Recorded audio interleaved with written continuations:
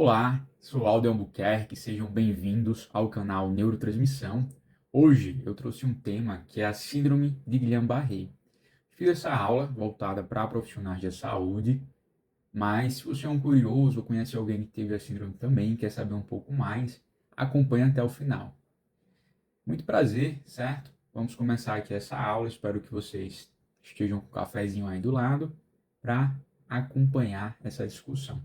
A síndrome de Guillain-Barré, ela também pode ser chamada de polirradiculoneuropatia desmielinizante inflamatória aguda, esse nome grande aqui, e para ela a gente tem um ponto muito importante que é o tempo. O tempo aqui é fundamental, pois ele vai indicar o momento certo de tratar, o momento certo de realizar os exames e o momento certo da gente decidir se realmente é uma síndrome de Guillain-Barré ou se é alguma outra patologia. Para introduzir essa aula, eu trouxe aqui alguns dados, tá certo? A síndrome de Guillain-Barré é a causa mais frequente de paralisia flácida aguda ou subaguda no mundo. A gente tem cerca de 1 a 4 casos para cada 100 mil habitantes. Na epidemiologia brasileira, esses valores eles não estão tão claros, mas a gente sabe aí, de acordo com alguns artigos, que estima-se de 0,4 até um caso para cada 100 mil habitantes. É um pouco menor do que a incidência mundial. Todas as idades podem ser afetadas, desde crianças até idosos. Os homens são mais afetados do que as mulheres. E a gente percebe um aumento da incidência dessa patologia com a idade. Principalmente entre a quinta e sexta década de vida, essa incidência pode estar aumentada. E o que é que causa a síndrome de Guillain-Barré? No próximo slide eu trouxe uma discussão sobre a patologia, mas 70% dos casos vão ser vistos que a gente tem ali uma infecção prévia, cerca de 10 a 14 dias antes, a gente consegue ver essa infecção, que pode ser desde uma infecção da via respiratória, como uma gripe, uma virose, ou até mesmo uma infecção gastrointestinal. As infecções gastrointestinais são mais comuns, então a pessoa ali teve uma diarreia, teve ali uma gastroenterite, e 2 semanas depois começa a ter fraqueza nas pernas, começa a ver uma fraqueza, uma alteração da sensibilidade das pernas, e essa fraqueza vai subindo, pode chegar até nos braços, pode chegar até no tronco, e pode causar até insuficiência respiratória. O agente mais comum é o Campylobacter jejuni, para os íntimos, Campylobacter, juntando ali o Campylobacter com síndrome de Guillain-Barré. Na literatura, a gente vê que a vacina de influenza tem um risco aumentado também para desenvolver a síndrome, mas se a gente pegar dois grupos aqui, essa parte é muito importante, porque muitas vezes a pessoa, o paciente pode chegar ali até você e ficar com medo de se vacinar porque viu em algum lugar que a vacina de influenza pode causar síndrome de Guillain-Barré. E não é bem assim. Se a gente pegar um grupo controle de pessoas que não foram vacinadas e um grupo controle de pessoas que foram vacinadas para influenza, o número de casos é bem menor no grupo de pacientes que são vacinados. Então, não vacinar é um risco ainda maior de ter a síndrome de Guillain-Barré, tá certo? Então, não deixe de vacinar com medo disso daí, não. Se conheceu alguém que teve, foi falado em algum momento que isso pode causar. Então, não deixe de vacinar, não, porque a vacina ela previne contra a influenza, que é uma causa de mortalidade muito maior do que a síndrome de Guillain-Barré. Outros fatores também podem estar envolvidos, como cirurgia, gravidez e câncer. E por que acontece? Aqui, a gente tem uma resposta autoimune, tá certo? Uma resposta automediada. Os antígenos dos patógenos se assemelham ao componente do nevo. Então, a gente tem um mimetismo molecular. O patógeno ali meio que ele imita o componente do nevo. Então, o nosso corpo diz, opa, tem alguma coisa ali alterada e começa a atacar o nevo por conta dessa semelhança molecular. Aqui, a gente tem duas formas de ataques. A gente pode ter um ataque a parte da mielina e uma parte do axônio também. Então, é um ataque imunobiológico aos nervos periféricos. Quando a gente vai ver um nervo, tá certo? Ele é envolvido por uma camada de mielina e na região central desse nervo a gente tem um axônio. A forma desmielinizante vai envolver uma resposta, principalmente de linfócitos T e macrófagos que vão atacar essa parte externa do nervo, que é a baía de mielina, bloqueando assim a condução nervosa. A forma axonal ela é mais rara, é a parte central do nervo, onde os anticorpos irão atacar diretamente esses axônios, nos nós de Revier, realizando ali um dano axonal e uma degeneração. Então, basicamente, essa é a fisiopatologia. Como e quando pensar, tá certo? Chegou um paciente, chegou ali uma pessoa, um conhecido, começou a ter uma fraqueza nas pernas, essa fraqueza começou a subir nas duas pernas de forma simétrica, começou a pegar os braços também, de forma bilateral, não tem nenhum outro sinal nervoso central envolvido, eu devo pensar em síndrome de Guillain-Barré. A primeira coisa que a gente deve pensar é essa fraqueza. A partir daí, eu vou classificar esse paciente nas formas clínicas. A forma clássica é a parestesia distal mais fraqueza ascendente. Então, começo a ter uma alteração de sensibilidade distal nos pés, que vai subindo junto com a fraqueza, até chegar nos membros superiores. Outra forma que pode acontecer é uma forma difusa, onde a pessoa ela já abre com a fraqueza dos 4 membros desde o início da patologia. Posso ter também uma ataxia sensitiva, tá certo? O paciente vai ter ali uma ataxia, uma alteração ali do movimento por acometimento das fibras sensitivas espessas. O tempo é importante, como eu falei no começo dessa aula. Então, a maioria dos pacientes, cerca de 50%, em 2 semanas, vão atingir o nadir. O nadir é a fraqueza máxima que a patologia pode causar.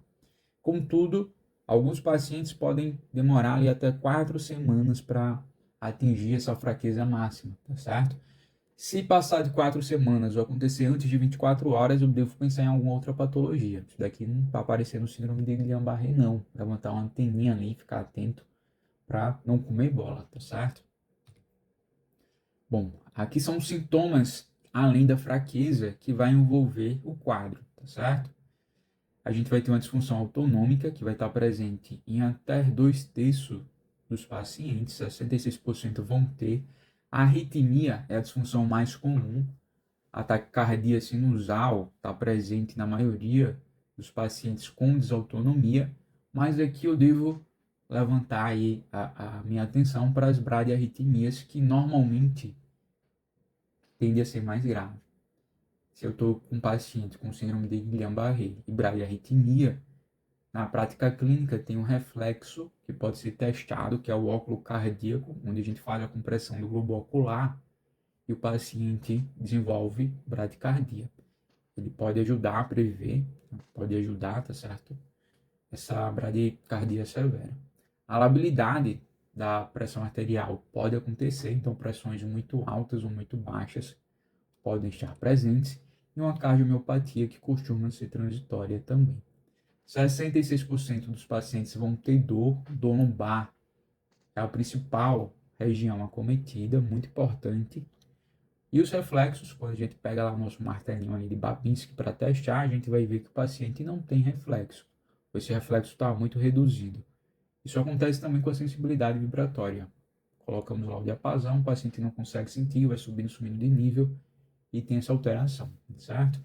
De nervos cranianos, a gente pode ter uma paralisia facial bilateral, que acontece em até 50% dos pacientes, uma oftalmoparesia, pitose, pupilas anormais e paresia bulbar também podem acontecer, é menos comum, mas também pode estar presente nessa síndrome. Essa foi a forma clássica. A gente também tem algumas variantes. A variante mais comum é a neuropatia motora axonal aguda, que é a MAN, variante mais comum. Aqui é puramente motora. Para a gente fazer esse diagnóstico, eu vou precisar de uma eletroneuromiografia que vai demonstrar uma perda axonal. No Ocidente é pouco comum, é mais comum na Ásia. Variante dessa AMAN, a gente tem a ASMAN, que é um envolvimento sensitivo também. Então, eu vou ter um envolvimento sensitivo motor muito parecido. Aqui eu posso ter reflexos normais e é mais comum em idosos. Mas para a gente lembrar que essas duas variantes são muito importantes, até você estiver estudando para a prova ou para alguma outra coisa, é bom ter em mente aqui a síndrome de Miller-Finch, que envolve uma tríade clássica, é um dos grandes clássicos aí da neurologia, que vai ter oftalmoparesia, arreflexia e ataxia, que a gente não tem desautonomia, O primeiro sinal presente nessa síndrome vai ser a oftalmoparesia, o sinal mais precoce. E aqui eu tenho um prognóstico excelente. A maioria dos pacientes vão estar recuperados em até 2 meses.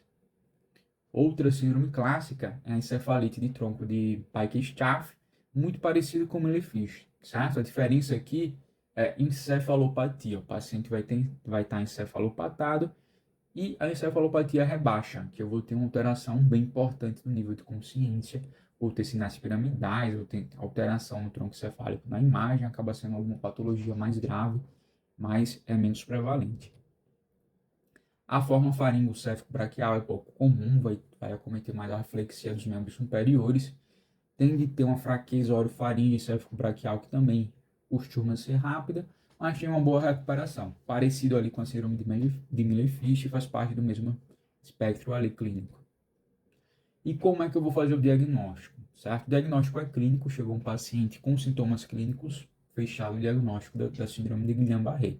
Mas o líquor cai bem, cai muito bem, deve ser feito para todos os pacientes quando possível.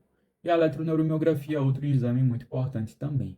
O líquor, como é o primeiro exame a ser feito, o exame mais importante, é que a gente tem um achado clássico, que é a associação albumino-citológica. Então, eu vou ter muita proteína para poucas células, certo? A gente chama isso de dissociação albumino-citológica. Coletei esse líquido na primeira semana, pode estar normal. Isso daqui pode demorar até 3 semanas para acontecer. Alguns pacientes vão ter um aumento de células de 10 a 50, normal, até 15%. Periocitose significativa, mais de 50 células, aí eu vou investigar outra coisa, HIV, alguma infecção, alguma outra coisa que não seja síndrome de Guillain-Barré. Na eletroneuromiografia, que é o estudo da condição nervosa, mais a eletromiografia com agulha fina, é muito importante.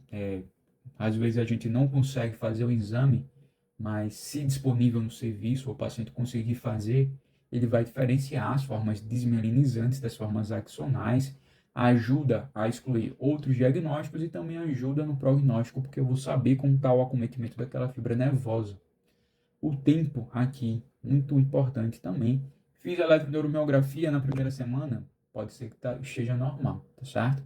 A partir de 7 a 10 dias eu vou ter alteração na velocidade da condição motora, vou ter uma latência distal, vou ter bloqueio de condução. E se eu fizer muito tempo depois, 20, 30 dias depois, aqui eu já vou ter alterações tardias, como fibrilação, ondas agudas positivas e outras patologias, e outros achados tardios nesse exame da agulha. A imagem ela pode ser feita, normalmente é feita para excluir outros diagnósticos, mas um achado clássico na síndrome de Guillain-Barré vai ser o realce das raízes com gadolínio, certo? Quando a gente vai aqui para essa imagem, a gente consegue ver aqui, ó, as raízes, principalmente nessa daqui, realçadas, o sinal da seta apontando. Bom, vou fazer diagnóstico diferencial também, certo? Toda patologia eu tenho que abrir o meu leque para diagnósticos diferenciais. Aqui a gente pode ter uma neuropatia, paciente crítico, muitas vezes está muito tempo na UTI e acaba tendo fraqueza por alguma outra coisa que não seja Guillain-Barré. Porfiria intermitente aguda, um diagnóstico muito importante. O paciente pode ter uma fraqueza ali, uma dor lombar importante, mas aqui eu vou ter uma dor abdominal importante, eu vou ter alteração psiquiátrica, normalmente eu vou ter outros quadros parecidos. O botulismo também pode ter fraqueza, mas normalmente o paciente vai ter consumido algum alimento contaminado ali, então a epidemiologia, a história clínica ajuda a fazer esse diferencial.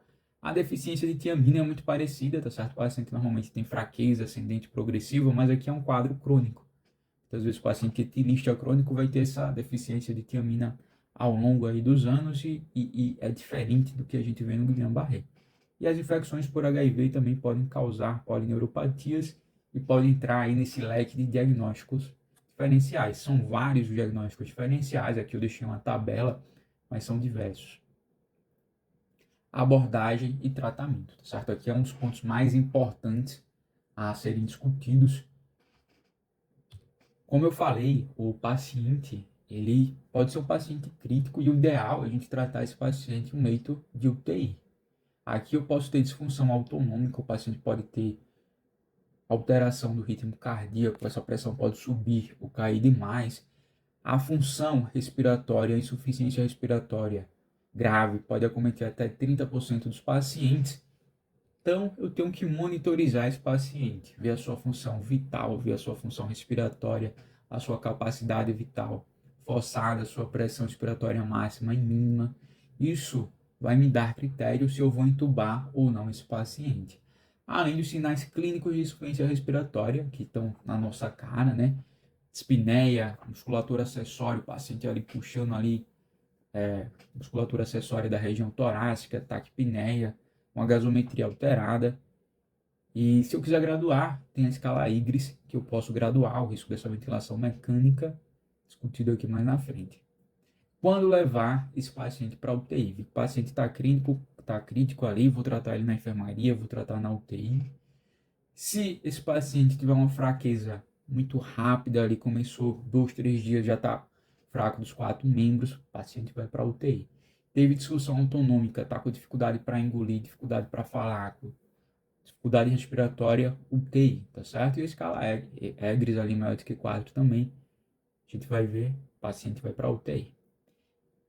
Bom, de antemão a gente acaba indicando tratamento para quase todos os pacientes, porque é uma doença que é progressiva e a gente prefere tratar antes que ela progrida, mas a gente tem alguns critérios para indicar o tratamento.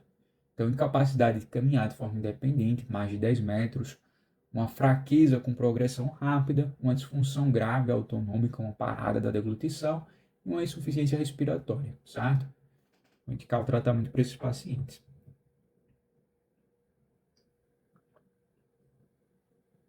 Aqui é a escala EGRIS, eu não vou me atentar muito a ela, mas depois deem uma olhada. É uma escala que vai avaliar fraqueza, vai avaliar sintoma bulbar, vai avaliar tempo de internação e vai avaliar membro a membro.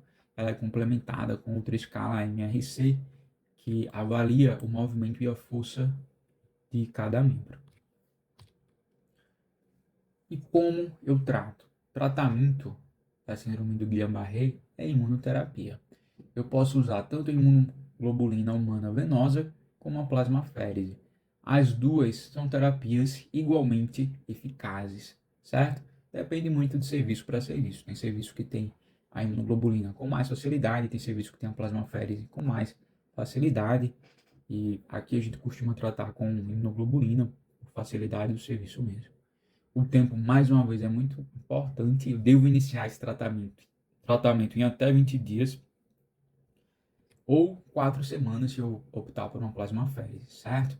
O regime comum vai ser a imunoglobulina na dosagem aí de 0,4 gramas por quilo dia por 5 dias.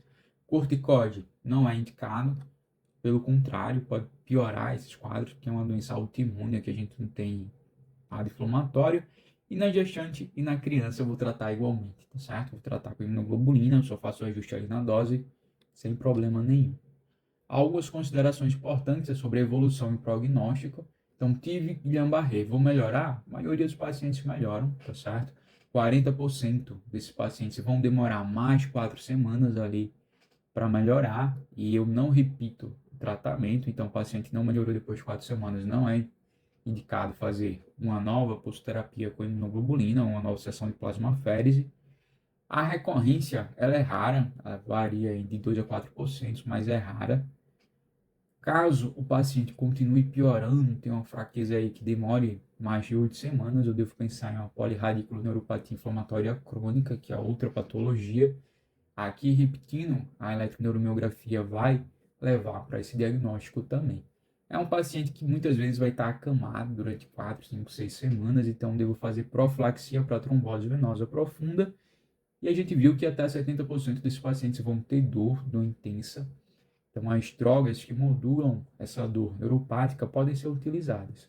Gabapentina, pregabalina, mitriptilina. A gente pode modular a dor com essas patologias.